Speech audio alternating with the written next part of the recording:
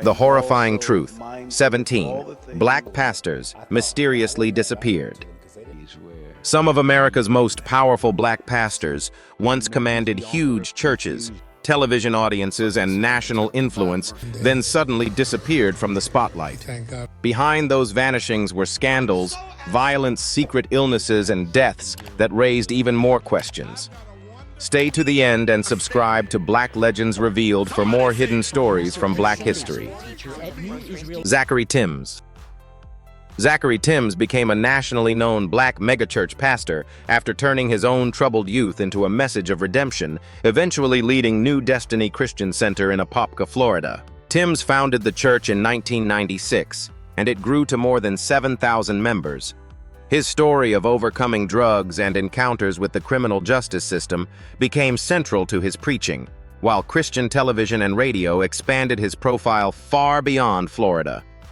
Then on August 12, 2011, everything stopped. The 42-year-old pastor was found dead on the floor of a room at the W Hotel in Times Square. Police said there was no immediate indication of criminal activity, but reports that a white powdery substance had been found with him immediately fueled questions about what had happened. How could a pastor whose ministry was built around escaping addiction suddenly die under circumstances that seemed connected to the very struggle he had preached about overcoming? For more than 2 years, the full answer remained out of public view.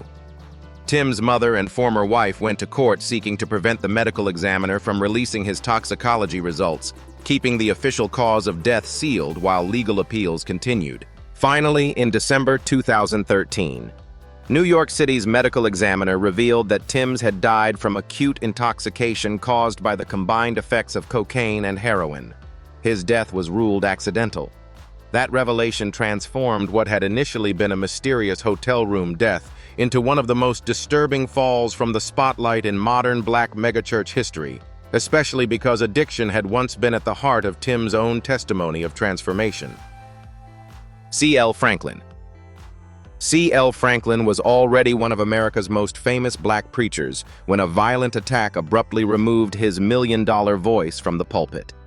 By 1979, Franklin had led Detroit's New Bethel Baptist Church for more than 3 decades. His recorded sermons had carried his distinctive preaching style across the country, while his civil rights work included helping organize Detroit's massive 1963 Walk to Freedom, which drew more than 125,000 people. Then, shortly after midnight on June 10, 1979, everything changed. Franklin was shot twice during what authorities described as an attempted robbery at his Detroit home. The wounds were catastrophic.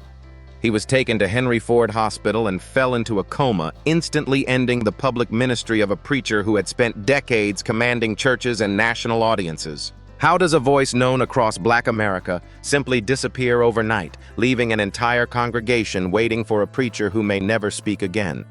Franklin never regained the ability to return to the pulpit. After months of hospitalization, his children arranged for him to receive around-the-clock nursing care at home. For nearly 5 years, the man whose sermons had once filled churches remained unconscious and largely removed from public life. In 1984, his condition worsened, and he was moved to a nursing facility. C.L. Franklin died on July 27, 1984, at age 69, without ever recovering from the shooting. His disappearance from the spotlight was not voluntary retirement or fading fame. One night of violence ended his preaching career instantly and left one of Detroit's most powerful religious voices silent for the final 5 years of his life. Rev. Timothy Wright. Reverend Timothy Wright was a Brooklyn pastor and Grammy-nominated gospel singer, best known for his powerful mass choir recordings and songs such as "Who's on the Lord's Side" and "Jesus, Jesus, Jesus." Then in the summer of 2008, his public life suddenly stopped. On July 4, Wright was traveling on Interstate 80 in Pennsylvania with his wife Betty and their 14-year-old grandson DJ when a vehicle traveling the wrong way struck them. Betty and DJ were killed along with the other driver. Wright survived, but with a devastating C4 spinal cord injury. How does a pastor go from leading thousands in worship to disappearing from the pulpit in a single night? For months, that was essentially what happened.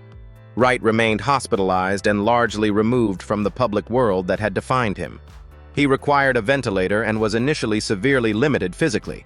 By August, his family reported that he could sit upright in a wheelchair and briefly breathe without the respirator. Later, he regained some movement in his neck and arms, raising hopes that he might eventually return home. But the recovery never became the comeback supporters hoped for. His condition worsened again, and he remained hospitalized in the Bronx. Reports later described him as paralyzed from the neck down. On April 24, 2009, Timothy Wright died at 61 from injuries related to the crash. His disappearance from the stage was not an unsolved mystery. What made it horrifying was how completely one ordinary journey erased a pastor's voice from the pulpit and replaced it with months of hospital silence. Eddie Long. Eddie Long once led one of America's most powerful black megachurches, but scandal and a largely private health crisis dramatically changed the final years of his public life. Long had led New Birth Missionary Baptist Church near Atlanta since 1987, growing it from a few hundred members to a congregation reported at roughly 25,000. Then in September 2010, 4 young men filed civil lawsuits accusing him of using his pastoral authority gifts, travel, and other benefits to coerce them into sexual relationships. Long denied the allegations and told his congregation he would fight them. In 2011, the cases were settled out of court under confidential terms. How does a pastor go from commanding tens of thousands of followers to having the most private parts of his life become a national controversy almost overnight? Long remained senior pastor, although his reputation never fully escaped the scandal. In December 2011, he temporarily stepped away from the pulpit to focus on his family during marital turmoil, while the church stressed that he had not resigned. Then another mystery surrounded him. In 2016, photographs showing dramatic weight loss triggered widespread concern. Long initially discussed changing his diet, but months later acknowledged that he was recovering from an unspecified health challenge. The full seriousness of his condition remained largely private. On January 15, 2017, New Birth announced that Long had died at 63 after what the church described as a private battle with an aggressive form of cancer. He had delivered his final message only weeks earlier during New Year's services. Eddie Long never literally vanished, but scandal followed by a secretive terminal illness transformed one of Black America's most visible pastors into a far more guarded figure during the closing chapter of his ministry. Carlton Pearson. Carlton Pearson was once one of the most powerful Black Pentecostal preachers in America. His Higher Dimensions Family Church in Tulsa drew thousands while Pearson preached on national television, advised political leaders, and hosted enormous Azusa conferences. Then almost everything disappeared. Around the turn of the 2000s, Pearson began preaching what he called the gospel of inclusion. He no longer believed that billions of people would spend eternity in hell simply because they had not accepted Christianity in the traditional evangelical sense. That theological change produced an extraordinary backlash. Fellow ministers distanced themselves, invitations stopped coming, and in 2004, the Joint College of African American Pentecostal Bishops formally declared his teaching heretical. How quickly can a pastor disappear from his own religious world when the message that made him famous becomes the message he can no longer believe? Pearson watched a congregation once numbering roughly 5,000 to 6,000 collapse to only a few hundred. He said weekly offerings dropped by tens of thousands of dollars. Friends stopped returning calls, preaching opportunities vanished, and eventually the financial pressure became impossible to sustain. Higher Dimensions lost its building to foreclosure, and Pearson preached his final sermon there in September 2008. But Pearson did not remain invisible forever. He found a new audience among progressive Christians and LGBTQ+ communities, later ministering through All Souls in Tulsa. His dramatic rise and collapse became the basis for the 2018 Netflix film Come Sunday. Carlton Pearson died from cancer on November 19, 2023 at 70. His story remains one of the rare cases where a famous pastor did not disappear because of scandal or crime, but because one theological conviction cost him almost the entire religious world he had built. Henry J. Lyons. Henry J. Lyons once stood at the top of Black Baptist leadership as president of the National Baptist Convention USA before a financial scandal abruptly destroyed his national standing. Lyons was elected president of the denomination in 1994, giving him enormous influence across black churches nationwide.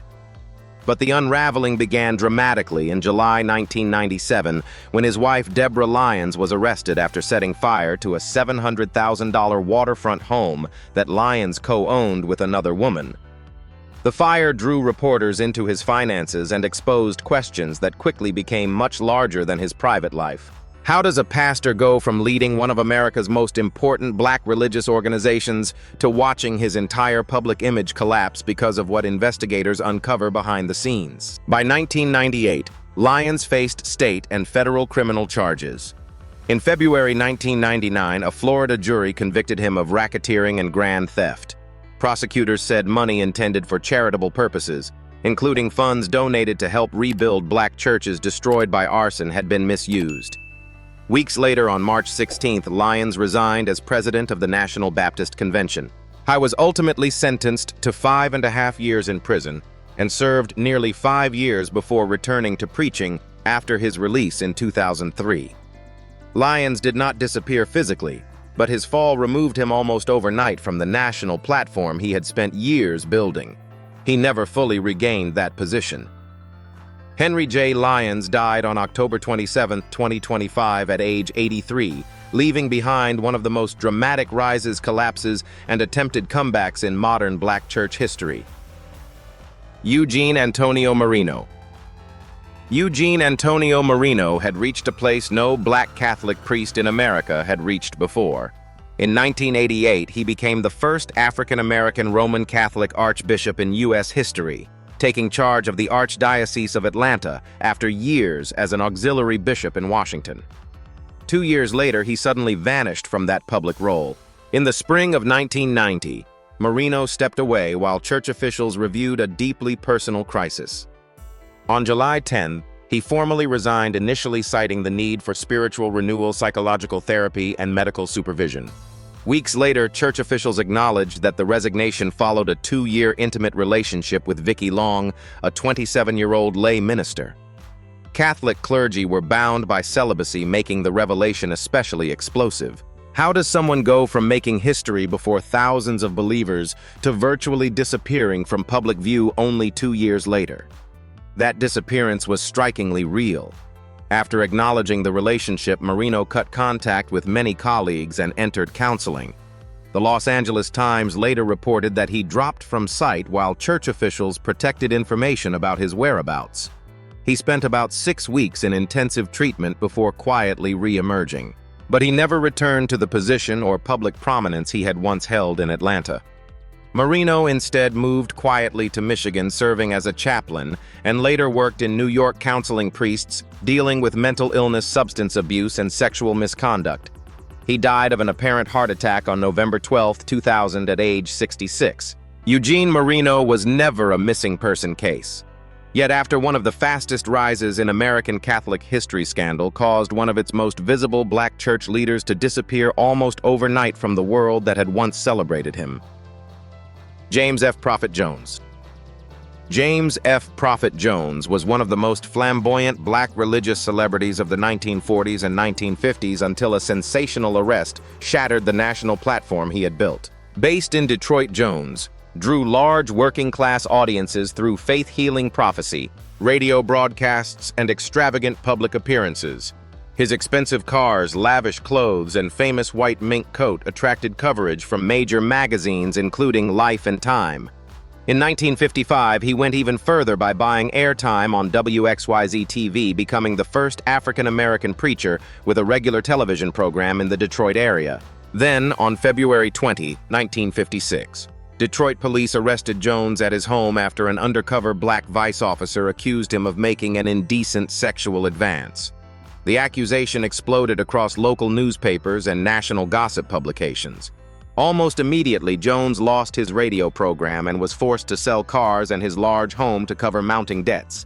How could a preacher who had become one of the most photographed black religious figures in America lose so much of his public empire before a jury had even decided whether he was guilty? The answer became even more striking in July 1956. After a 6-day trial, an all-white jury acquitted Jones. His supporters celebrated in court, but the damage to his public image had already been done. The scandal continued to follow him, and his national celebrity never returned to its earlier level. Jones continued preaching in Detroit, but with diminished wealth and stature. He died on August 12, 1971, at 63. His disappearance from the national spotlight was therefore unusually disturbing. A single accusation cost him much of his media empire, even though the criminal case ended in acquittal. Fred K. Price Jr. Fred K. Price Jr. inherited one of the most recognizable black megachurch ministries in Los Angeles. In 2009, his father, legendary televangelist Frederick K.C. Price, installed him as pastor of Crenshaw Christian Center and its massive Faith Dome. Then 8 years later, Price Jr. suddenly stepped away. During a Sunday service in June 2017, an emotional Price told the congregation that he was resigning because of what he called serious personal misjudgments. He said those actions had affected his life and family and that he had betrayed the trust of his wife, church, himself, and God. But he never publicly explained exactly what had happened. How would you react if the pastor of a massive church suddenly disappeared from the pulpit after admitting a serious betrayal, but never told the congregation what he had actually done? For the next year, Price was largely absent from the leadership position that had made him one of Los Angeles's most visible pastors. The church avoided speculation about the undisclosed incident, leaving members with an apology but few concrete answers. Then came an unexpected return. On July 1, 2018, Price resumed leadership at Crenshaw Christian Center after roughly a year away. Reports describe the comeback as a celebration, with Price telling worshipers that the dark period of his life was behind him. Unlike pastors who vanished permanently, Fred Price Jr. eventually reclaimed his pulpit. Crenshaw Christian Center's current leadership page still identifies him as its pastor. What remains mysterious is not where he went, but the full story behind the personal misjudgments, serious enough to make a megachurch pastor disappear from public ministry for an entire year. T.D. Jakes.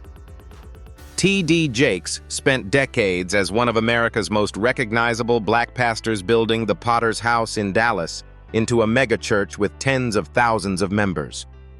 Then on November 24, 2024, a Sunday service ended with a frightening scene that suddenly removed him from the pulpit. After finishing an hour-long sermon, Jakes sat down, lowered his microphone, and suddenly began trembling. People around him rushed forward as the live stream continued.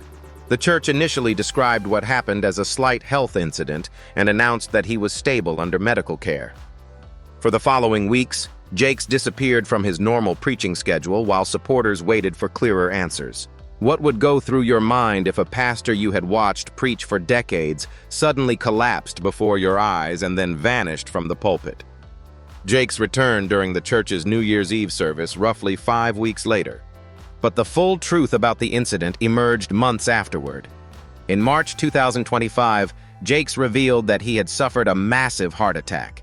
He said doctors told him that arriving at the hospital only 5 minutes later could have cost him his life. The health crisis became a major turning point. On April 27, 2025, Jakes announced that he would step down as senior pastor of the Potter's House. That July, his daughter Sarah Jakes Roberts and son-in-law Touré Roberts were formally installed as co-senior pastors. T.D. Jakes never mysteriously disappeared as a missing person, but for several frightening weeks, one of America's most visible pastors vanished from the place audiences expected to find him the pulpit, and returned knowing his life and ministry could no longer continue exactly as before. Jeremiah A. Wright Jr. Jeremiah A. Wright Jr. spent 36 years building Trinity United Church of Christ into one of Chicago's most influential black congregations before a political firestorm suddenly made his name national news. Wright was already moving into retirement when everything exploded in March 2008. Television reports began repeatedly airing short excerpts from older sermons in which he fiercely criticized American racism, foreign policy, and the government. Because Barack Obama had attended Trinity for years and regarded Wright as a spiritual mentor, the controversy immediately became entangled with Obama's presidential campaign. How does a pastor go from preaching mainly to his own congregation to becoming one of the most controversial religious figures in a presidential election almost overnight? Wright initially defended his preaching and argued that television clips had stripped his sermons of their broader context. In April, he returned aggressively to the public stage with appearances, including an interview with Bill Moyers, an NAACP address, and a highly publicized speech at the National Press Club. That appearance proved decisive. Obama responded that he was outraged and said Wright no longer spoke for him or his campaign. By May 31, Wright had formally concluded his work as Trinity's senior pastor and became pastor emeritus. Obama and his family also withdrew from the church that same day. Wright did not literally disappear. He continued preaching and teaching afterward, but the extraordinary national spotlight of early 2008 faded rapidly. After decades leading a major black church, one explosive election year controversy transformed him from Obama's little-known former pastor into a national flashpoint, then left him largely outside mainstream political attention once the campaign moved on. Reverend Ike. Reverend Ike was one of America's earliest black televangelist superstars. Born Frederick J. Ikarenko Eder II in 1935, he became famous for preaching prosperity from New York's Palace Cathedral, reaching millions through radio and television during the 1970s. At his peak, his broadcasts appeared on more than 1,700 stations. Then the flamboyant preacher who had once seemed impossible to ignore quietly disappeared from the pulpit. By the late 1990s, Ike had already begun reducing his workload and handing Sunday preaching duties to younger ministers. His public presence continued fading until a massive stroke left him seriously disabled. When Jet caught up with him in 2007, he was living near Los Angeles, officially retired, and had not preached for roughly 2 years. The stroke had temporarily paralyzed the right side of his body, although his speech remained intact. His son Xavier had taken over the day-to-day operation of the ministry. What happens when a preacher who built his empire on visibility suddenly stops appearing before the people who once saw and heard him everywhere? There was no dramatic farewell sermon. The television appearances, national tours, and packed services that had defined Reverend Ike simply became part of the past. He remained largely away from public ministry as he struggled with the effects of the stroke. Contemporary obituaries reported that he never fully recovered. Reverend Ike died in the Los Angeles area on July 28, 2009 at 74. His disappearance was never an unsolved mystery. What made it striking was the contrast. A preacher who once filled the airwaves across America spent his final years largely outside the spotlight that had made him famous. Gilbert E. Patterson. Gilbert E. Patterson was one of the most recognizable black Pentecostal preachers in America when a worsening cancer battle began pulling him away from the ministry he had spent decades building. Patterson had served as presiding bishop of the Church of God in Christ since 2000, leading a denomination that claimed roughly 6 million members worldwide, while continuing to pastor Temple of Deliverance in Memphis. He had been diagnosed with prostate cancer in 2003, but did not publicly disclose the illness until 2005. Even then, he continued preaching, broadcasting sermons, and carrying the demanding responsibilities of national church leadership.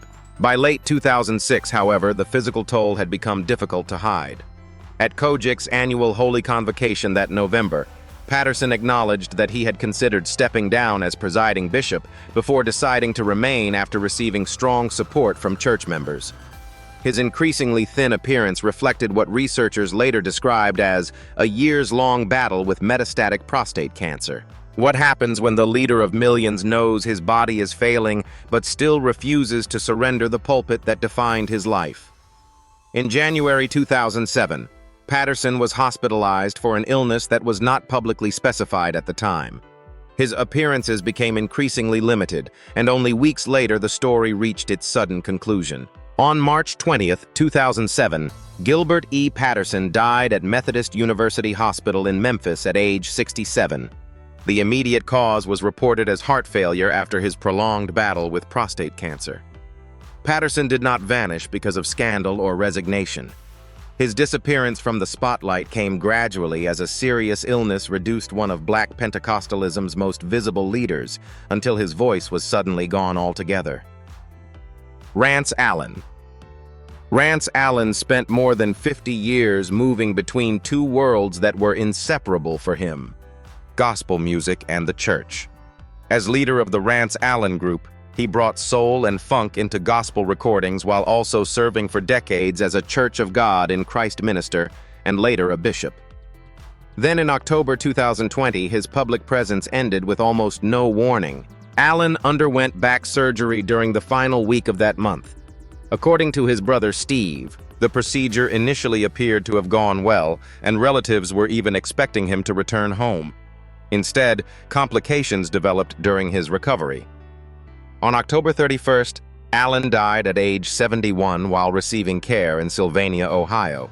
His wife Ellen and manager Toby Jackson announced that he had died while recovering from a medical procedure. How does a pastor and singer who had spent his entire life before crowds suddenly disappear from both the church and the stage within a matter of days?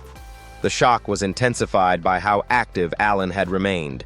He had received 5 Grammy nominations during his career and had performed at the White House in 2015 before President Barack Obama and First Lady Michelle Obama. He was also serving as a bishop overseeing churches in northwestern Michigan. There was no long public farewell and no prolonged retirement. 1 week, Allen was undergoing what his family expected him to recover from. Days later, his voice was gone. Rance Allen was never a missing person case, but his final disappearance from the pulpit was brutally sudden, the kind of absence that left congregations and gospel audiences trying to understand how someone so visible could be there one moment and permanently gone the next.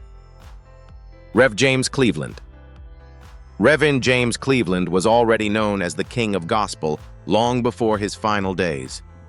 The Chicago-born singer, composer, and pastor recorded hundreds of songs, won multiple Grammy Awards, founded the Gospel Music Workshop of America, and led Cornerstone Institutional Baptist Church in Los Angeles. Then his unmistakable voice suddenly began disappearing from public life. By early 1991, Cleveland's health had deteriorated enough that he was no longer singing normally. Contemporary reports described his voice as having been recently stilled by health problems.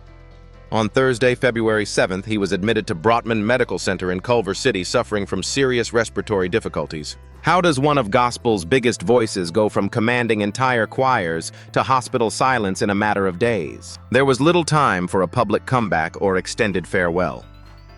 Only 2 days after entering the hospital, Cleveland died on February 9, 1991, at just 59 years old. His manager, Annette Thomas, said the cause was congestive heart failure. The suddenness stunned the gospel world. Cleveland had spent decades constantly recording, preaching, organizing conventions, and appearing before huge congregations. His final gospel music workshop recordings were still appearing around the period of his death, making the silence feel even more abrupt. Thousands later gathered in Los Angeles to mourn him. J. Delano Ellis II. J. Delano Ellis II was a nationally respected Black Pentecostal bishop whose influence reached far beyond his Cleveland congregation before serious illness gradually pulled him away from leadership.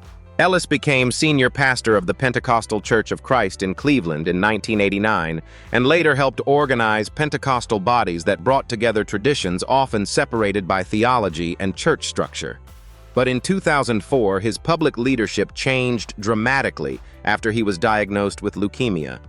He stepped down from leadership of the United Pentecostal Churches of Christ, although he continued preaching and remained an influential bishop, rather than disappearing completely.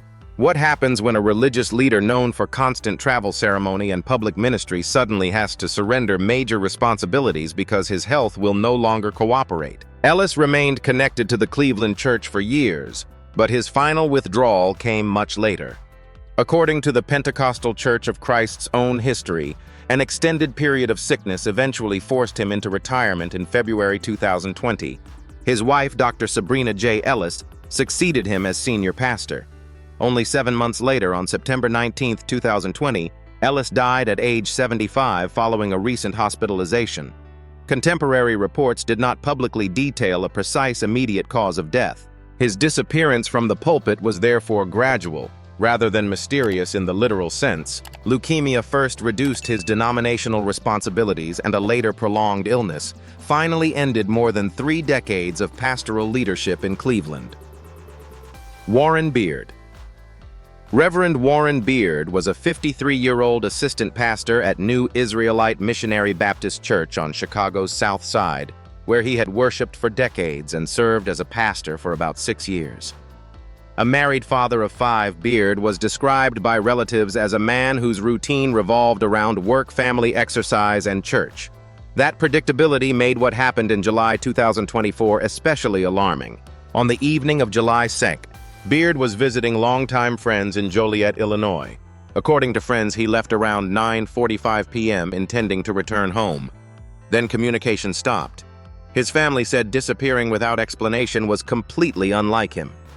For nearly a week, relatives, church members, and police searched for answers. How does a husband and father simply vanish during a routine drive home, leaving everyone who knows him convinced something is terribly wrong? The breakthrough came from surveillance footage near the Brandon Road Lock and Dam.